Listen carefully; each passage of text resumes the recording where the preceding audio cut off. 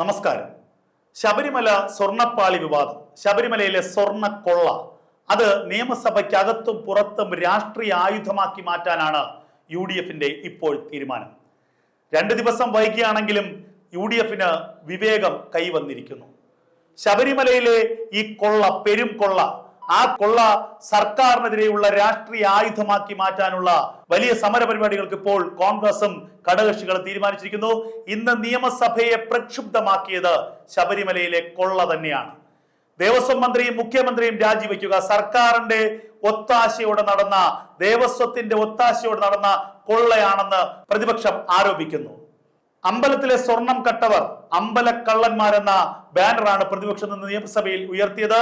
ചോദ്യോത്തരവേള തുടങ്ങുന്നതിന് തൊട്ടു മുൻപ് പ്രതിപക്ഷ നേതാവ് VD സതീശൻ തന്നെ ഈ വിഷയം ഉന്നയിച്ചു. ദേവസ്വം മന്ത്രിയുടെ രാജിയും ദേവസ്വം ബോർഡ് പ്രസിഡന്റ് രാജിയും പ്രതിപക്ഷം ആവശ്യപ്പെട്ടു. എന്നാൽ സ്പീക്കർ ചർച്ചയ്ക്ക് തയ്യാറായില്ല. ചോദ്യോത്തരവേള തുടങ്ങുന്നുവെന്ന് സ്പീക്കർ പറഞ്ഞു. ഈ സാഹചര്യത്തിൽ പ്രതിപക്ഷ അംഗങ്ങൾ സ്പീക്കറുടെ ചേംബറിനടുത്തേക്ക് കുതിച്ചെത്തി മുദ്രാവാക്യം വിളിച്ചു. തുടർന്ന് വലിയ ബാനർ സ്പീക്കറിന്റെ മുന്നിൽ അവർ പ്രദർശിപ്പിച്ചു. സ്പീക്കർ പലതവണ നിശബ്ദരാകാൻ പറഞ്ഞു. അതുപോലെ തന്നെ ചോദ്യോത്തരവേള തടസ്സപ്പെടുത്തുന്നത് ലോകത്ത് തന്നെ കേട്ടുകേൾവിയില്ലാത്ത കാര്യമാണ് ധനമന്ത്രി KN ബാലഗോപാൽ പറഞ്ഞു. ജനങ്ങളോടുള്ള വെല്ലുവിളിയാണ് ചോദ്യോത്തരവേള തടസ്സപ്പെടുത്തുന്നതെന്ന് സ്പീക്കർ പറഞ്ഞു. എന്നാൽ ഇതൊന്നും തന്നെ ചെവിക്കൊള്ളാൻ പ്രതിപക്ഷം തയ്യാറായിരുന്നില്ല. പ്രതിപക്ഷം മുദ്രാവാക്യം വിളിച്ചു. തുടർന്ന് സഭ അല്പനേരത്തേക്ക് നിർത്തിവെച്ചു. പിന്നീടും സഭ തുറന്നപ്പോൾ വീണ്ടും പ്രതിപക്ഷം ബഹളം ആരംഭിച്ചു. ഒരിക്കൽ അടിയന്തര പ്രമേയത്തിന് നോട്ടീസ് നൽകിയെങ്കിലും അടിയന്തര പ്രമേയത്തിന് അവതരണാനുമതി നൽകിയിരുന്നില്ല.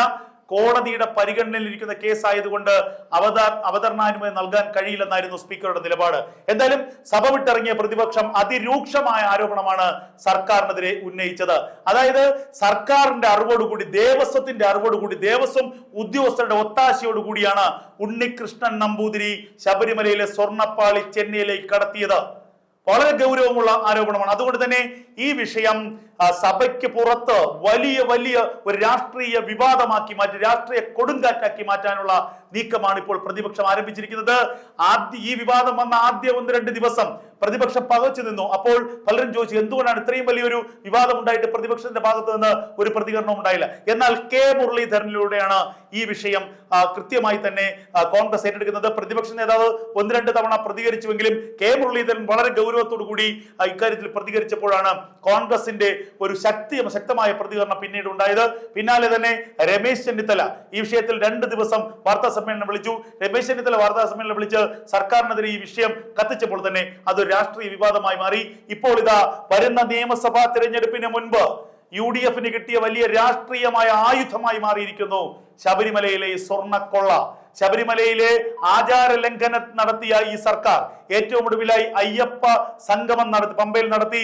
NSSനെയും SNDPയും ഒക്കെ ഈ സർക്കാരിനോട് അടുപ്പിച്ച് 3ാം തവണ അധികാരത്തിൽ വരാനുള്ള ദിവാസ്വപ്നം കണ്ടിരിക്കുമ്പോഴാണ് ഇടിത്തി പോലെ ഈ സ്വർണ്ണപ്പാളി വിവാദം ഈ സർക്കാരിന്റെ തലയിൽ വന്ന് വീഴുന്നത്.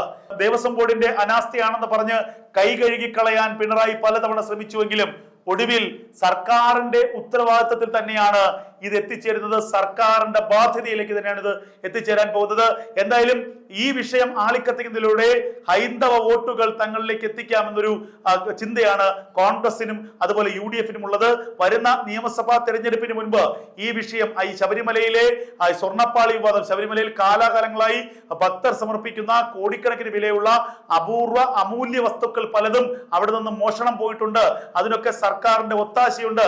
കഴിഞ്ഞ 10 വർഷക്കാലം സംസ്ഥാനം ഭരിച്ച ഇടതുപക്ഷ സർക്കാരിന്റെ, പിണറായി സർക്കാരിന്റെ പിടിപ്പുകേടാണ് ഈ ശബരിമലയിലെ ഈ സ്വർണ്ണപ്പാളി കൊള്ളയ്ക്ക് പിന്നിൽ എന്നുള്ള കൃത്യമായ ഒരു വിശദീകരണമാണ് ഇപ്പോൾ കേരളത്തിൽ ഉടനീളം കോൺഗ്രസ് പ്രചരിപ്പിക്കാൻ പോകുന്നത്. എന്തായാലും വരുന്ന തെരഞ്ഞെടുപ്പിൽ ഒരു ഹിന്ദു വോട്ടുകളുടെ ഏകീകരണം ലക്ഷ്യമിട്ടുകൊണ്ടുള്ള വലിയൊരു ക്യാമ്പയിനാണ് ഇപ്പോൾ UDF തുടക്കം കുറിച്ചിരിക്കുന്നത്.